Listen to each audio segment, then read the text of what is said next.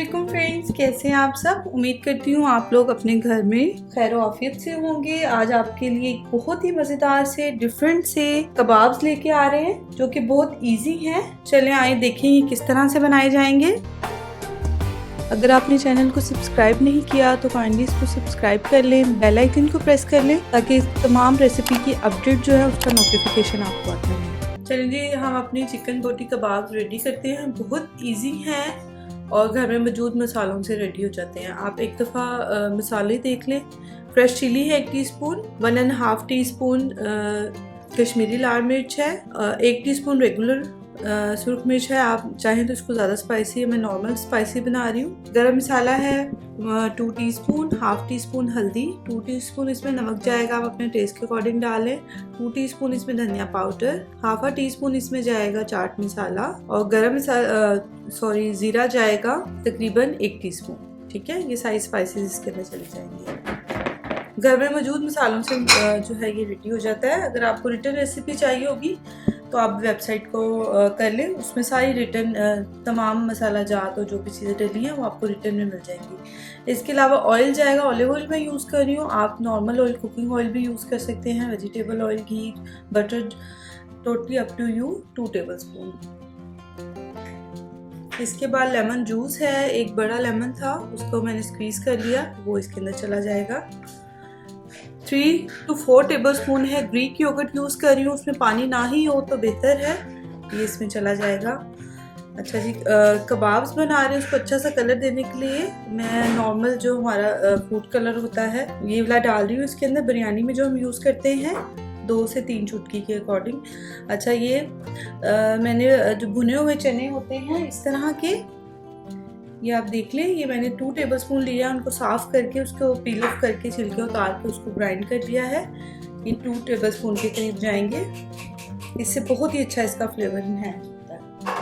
ये सारी चीज़ें इसके अंदर चलेंगी। सबसे पहले हम इसकी मैरिनेशन अच्छे से मिक्स कर लेते हैं ताकि इवनली जो है दही वगैरह देख लें, ज़्यादा रनी नहीं है, आपने ज़्यादा रनी नहीं इसको बनाना, क्योंकि फिर जब हम इसको बनाएंगे तो इसकी जो हमारी जो मिक्सिंग है, इसकी मैरिनेशन वो करने का खदशा होता है, इसलिए आप उसको नहीं उतारें।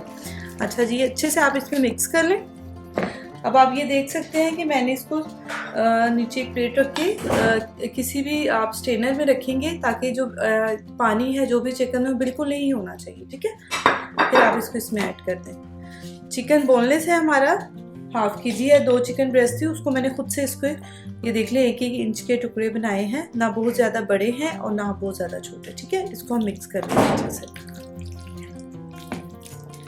आप इसको जितना आपके पास टाइम हो मैरिनेशन के लिए आप इसको दे सकते हैं, 1 घंटा मिनिमम दें। ओवरनाइट आप इसको रखेंगे तो इसका और ज़्यादा अच्छा टेस्ट आएगा। ठीक है, मैं इसको ओवरनाइट रख रही हूँ। चलिए जी, अल्हम्दुलिल्लाह हमारा चिकन जो है बहुत अच्छे से ओवरनाइट मैंने इसको किया है मैरिनेट, बल्कि ओवरनाइट से भी ज़्यादा। दोपहर के टाइम में अब इसको बना रही हूँ, मैंने रात में इसको मैरिनेशन की थी। ठीक है, अच्छा ये मैंने वुडन ली हुई है स्टिक्स। ठीक है, आप इसको पानी में मैंने डिप करके रखा है, आप इसको बेक कर सकते हैं। आप इसको नॉर्मल तवे पे करेंगे तो ये जो है इनका जलने का खदशा नहीं होगा। ठीक है, ये चाहिए होंगी, इसको मैंने डिप करके रखा हुआ है क्योंकि इसमें हमने फूड कलर डाला हुआ है। तो ग्लव्स पहन लेंगे और इसको आप जितनी भी आपको एक स्टिक में चाहिए हो उतनी आप इसको करो। ठीक है, बहुत अच्छे से हमारा चिकन जो है वो मैरिनेट हो गया।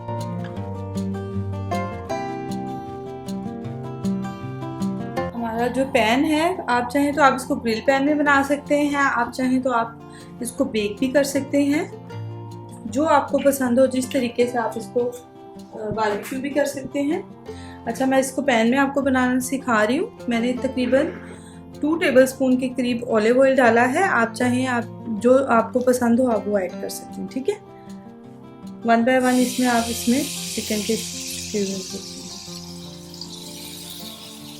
बहुत इजी है और चिकन के ऑफ कोर्स बहुत जल्दी से रेडी भी हो जाएंगे।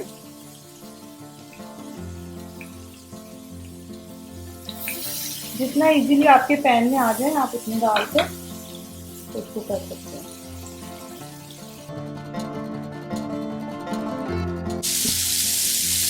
ये देखिए फ्रेंड, इसकी एक साइड से जब कलर आने लग जाए तो आप इसको एहतियात के साथ इसकी साइड चेंज कर लें। कितनी मज़े की ये लग रही है, ये देख लें। मसाला बिल्कुल भी नहीं उतरा है। जो हमने इसमें ट्रिक की है, चनों का पाउडर जो ऐड किया है, उससे हमारा जो मसाला है वो नहीं उतरा। अच्छा जी, इस स्टेज पे मैंने लेमन ले लिया, उसको आप रफली थोड़ा थोड़ा सा इस तरह से थोड़ी सी स्पेस बना के ना ऑयल इस तरह से इसको करते हैं, ठीक है। ज़रा लेमन का भी खट्टा सा फ्लेवर आ जाएगा जो कि बहुत अच्छा लगता है।